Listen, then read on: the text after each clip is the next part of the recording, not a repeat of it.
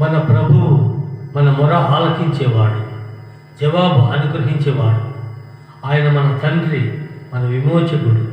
దేవునికి మనకు ఎలాంటి అడ్డు లేకుండా చక్కగా మన తండ్రితో మాట్లాడటానికి ప్రార్థన అనేది బలమైన ఆయుధం. మనం అడగక మునిపే మన ప్రభువు మనకు అనుగ్రహిస్తాడు.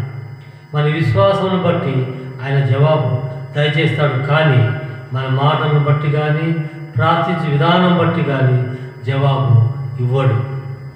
కానీ మనం అడిగిన దానికంటేను ఊహించిన దానికంటేను అత్యధికంగా మనకు ఇవ్వగల సమర్థుడు మన ప్రభు. అనేక మంది బైబిల్లో ప్రార్థన ద్వారా వారి మనవులను ప్రభు సన్నిధికి తీసుకుని వచ్చి ఆయన ద్వారా మేలు పొందిన వారు అనేక మంది ఉన్నారు.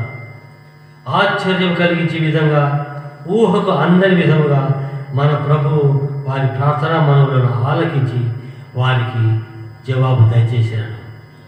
అబ్రహాము సంతానం కొరకు దేవుని ప్రార్థించాడు. దేవుడు ఆయన మొరను ఆలకించి ఆయనకు సంతానం దయచేసింది. అప్పుడు శారా వయస్సు 90 సంవత్సరములు, అబ్రహాం వయస్సు 100 సంవత్సరములు. ఏలియా ప్రార్థించగా వర్షం ఆగిపోయినది, మరలా ప్రార్థించగా వర్షం కురిసెను. మరియు ఏలియా మొరపెట్టగా ఆకాశం నుండి అగ్ని కురిసెను. హన్నా ప్రార్థన దుఃఖపూరితమైనది, హృదయపూర్వకమైనది, ఉద్దేశంతో కూడినది, ఒప్పందంతో కూడినది, మౌనముగా చేయబడినది. సమస్తం ఎదిగిన పరమదేవుడు ఆమెకు కుమారుని అనుగ్రహించెను. పౌలు సిలియు ప్రార్థించింది. అప్పుడు అకస్మాత్తుగా భూకంపం కలిగెను. చెరసాల పునాదులు అదిరెను. వెంటనే తలుపులన్నీ తెరుచుకొనేను. అందరి బంధకములు ఊడెను. వీరందరి ప్రార్థనా మనవులు ఊహకు అందనివి అయినా కూడా ప్రభువారి మొరను ఆలకించి నెరవేర్చాడు. మన ప్రార్థనకు జవాబు రానప్పుడు నిరుత్సాహము పడుట సహజమే. కానీ దానికి కారణము మనమే.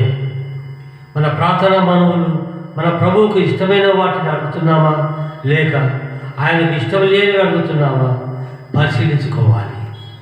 ఆయనకు ఇష్టము లేని వ్యతిరేకమైన మనవులను ఆయన ఆలకించాడు. మన శరీర ఇచ్చలను నెరవేర్చుటకు చేయు ప్రార్థనలకు జవాబు ఇవ్వడు. ఇతరులను బాధించు విన్నపములకు ఆయన సమాధానం ఇవ్వడు. హృదయపూర్వకముగా, విశ్వాసముతో, విధేయతతో, ఏక మనస్సుతో ప్రార్థించాలి. విసుగక, ఎడతెగక ప్రార్థించాలి. ప్రతిదినము, ప్రతి నిమిషము మనం దేవునిపై ఆధారపడి జీవించాలి. అప్పుడే మన ప్రార్థన జవాబు దొరుకుతుంది. నిష్కల్మషముగా, ఇతరులకు ఉపయోగకరముగా, దేవుడు మహిమపరిచే విధంగా మన ప్రార్థన ఉండులాగున ప్రభు మనకు సహాయం చేయనుగాక. ఆమేన్.